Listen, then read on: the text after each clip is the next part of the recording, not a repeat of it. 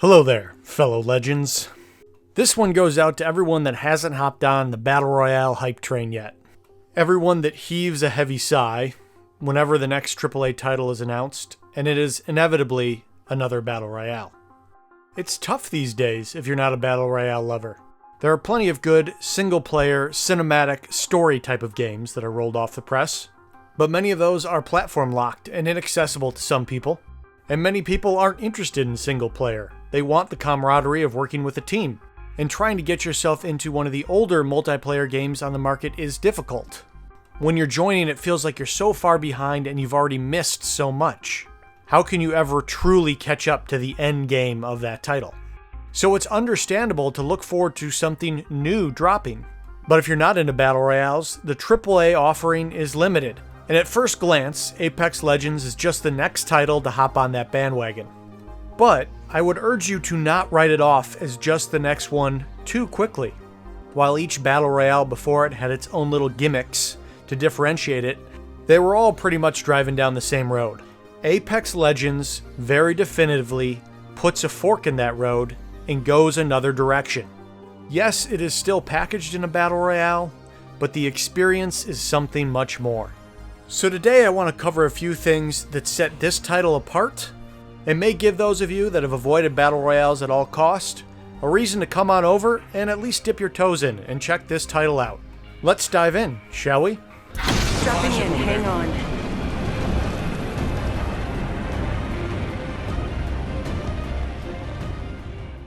The first thing Apex Legends strips away from your average Battle Royale is that effective the only thing you can bring to your team is being a dead-eye shot. Let's face it, not everyone's a Shroud. A lot of multiplayer games offer classes where you can contribute to your team through a support role rather than just being the frontline shooter. And Battle Royales have generally ditched this part of shooters. Apex brings this back, not with classes, but with legends, the equivalent of heroes in something like Overwatch. Now, unlike classes, heroes have no weapon restrictions, and they don't have health differences. So when it comes down to strictly the gunplay, you're on the exact same footing.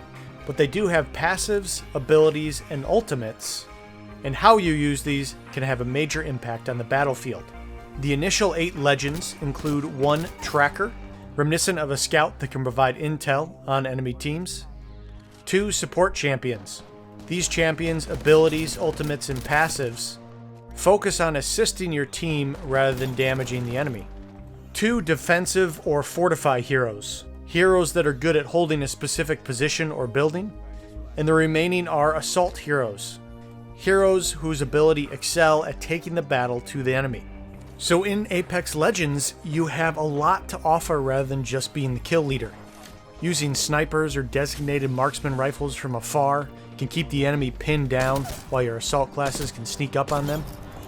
Using a support class, you are a relentless force of keeping your teammates alive. Enemies knocking your teammates down will only leave them out of the battle for moments. You can be a constant nuisance bringing them back up and draw their attention while your assault classes push around to flank them. Or if you don't want to be the healer, maybe providing mobility is your thing. Well, then you can pick up your friendly neighborhood Pathfinder, who is the robot, and swing your teammates to victory by setting up a bunch of zip lines. They'll never see it coming. Well, they will, because it's a big pole and it's loud. But it's still pretty surprising when you go from down there to up here. So guys, if you do dip your toes in, and it will be overwhelming and confusing at first, just know as you play around with the legends, the heroes, I expect you will find an affinity to one. You will find one that really fits your playstyle. Or you might appreciate the fact that you aren't limited to one. You may want to play Assault for a little bit and get bored of that and then switch over to play a tracker. So folks, just the range of champions should be enough for you to say, hey, maybe this Battle Royale is worth checking out. But there is tons more that set this one apart. And most of it has to do with how well it executes team play. Let's talk about voice callouts and the ping system first. This game is the master of nonverbal communication. Taking a knee, catching up. Frag out. You will know everything your friendlies are doing, and they will know everything you are doing.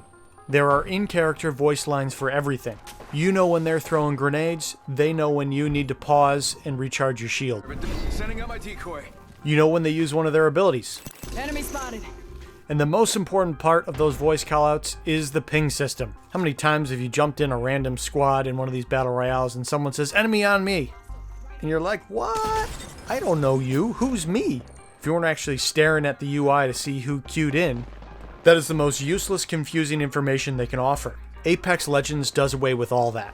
Every enemy I see on this battlefield, I don't have to say a word to my teammate, and I have marked them with the ping system, so he gets more accurate information on where the enemies are without me ever saying a word.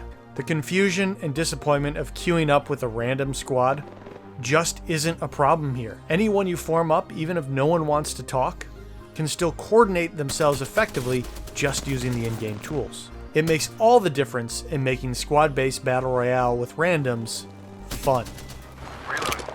Reloading. Good job, dude. Contact. Those were the first 2 words uttered over voice comms for that entire team fight, and I didn't even bother to respawn because the next enemy was coming and it was more efficient just to use the in-game ping system. And my ping, without a doubt, kept my teammate alive, and we were able to retreat to safer ground, group up, and well, we just kept the roll going. I know, for real. Package incoming. Let's get to the LZ. Now the ping system goes well beyond just combat. Ping where you want to move on the map, where you want to drop on the map, and where important things like airdrops are.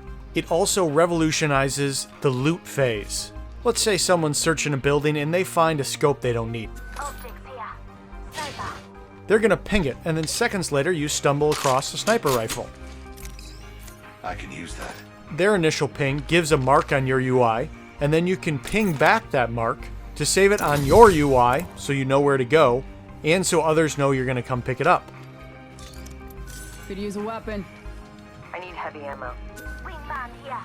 Just with the ping system, we efficiently called out who needs a weapon, where a weapon is, and what type of ammo someone's looking for. I cannot drive home hard enough how amazing this system is.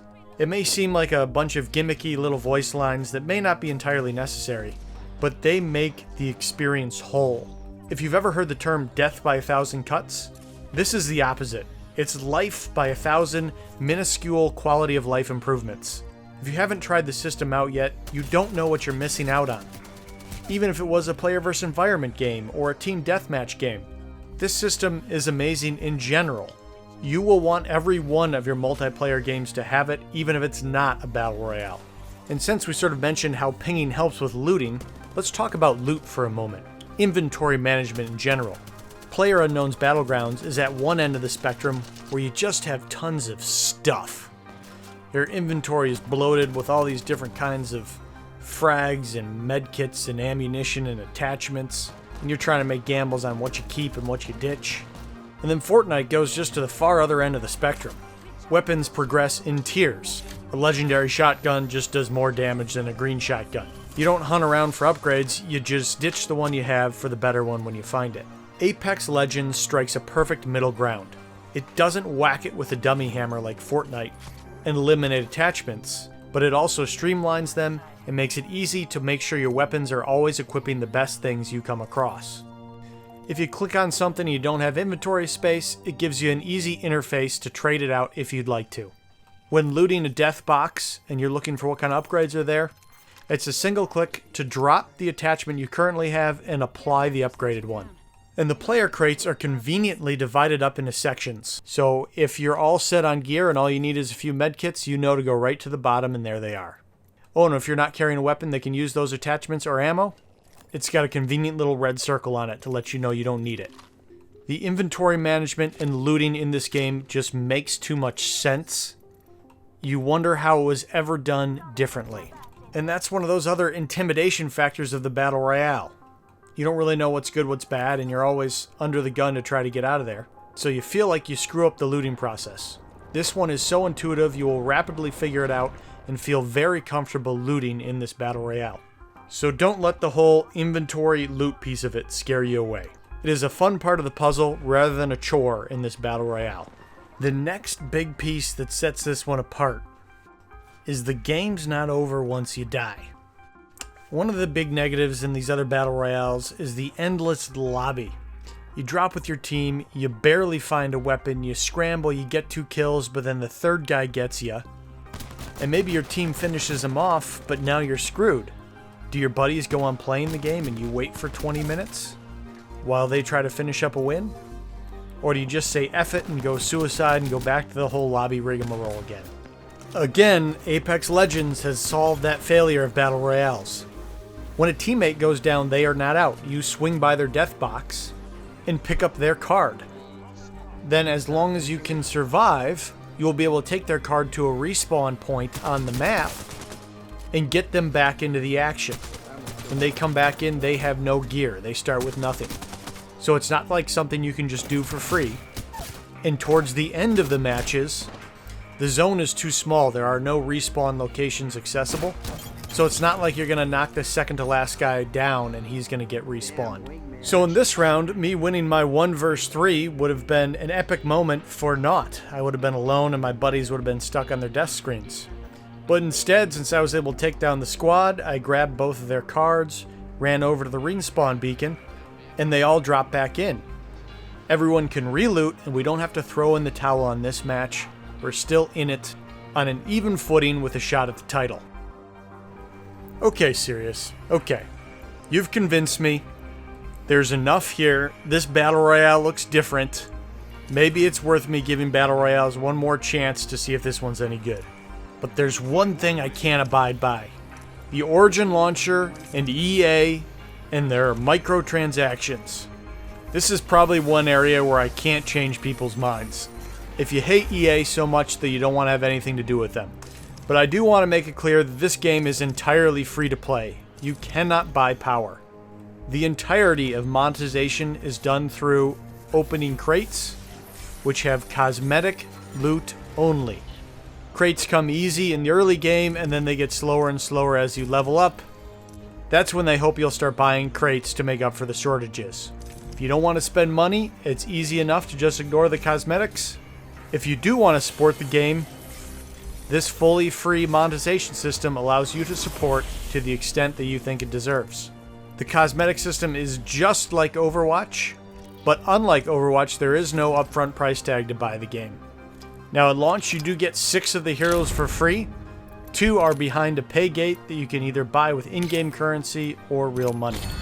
I was able to unlock both of them with in-game currency without having to put too much time in. So the price tag of the game is certainly no excuse. So guys, that's the rundown for Apex Legends. What I'm going to leave you with is don't get discouraged early on if you're new to Battle Royales. The shooting mechanics are going to feel foreign if you haven't played Titanfall. The abilities are going to feel clumsy until you figure them out. And sometimes you're just going to run into Dr. Disrespect and friends, and Viz is going to shotgun you. But if you're willing to hang in there through the initial discomfort, I guarantee you will start to appreciate just how tight this game is, just how beautiful it is, and at the end of the day, just how much fun it is. Okay everyone, that's all I'm going to cover for today. I am going to be doing guides of every legend or champion, hero, whatever you want to call them. And I will be doing reviews, tutorials on all the weapons. If you are interested in any of that information, please go ahead and hit the subscribe button. And if you have any friends that you haven't been able to quite get into the game, consider sharing this video with them to get them to take the plunge and try out Apex Legends. Until next time, fellow champions, I will see you in Kings Canyon. 2 more enemy squads. Easy. Kill leader. Beginning ring countdown. A winner has been appointed.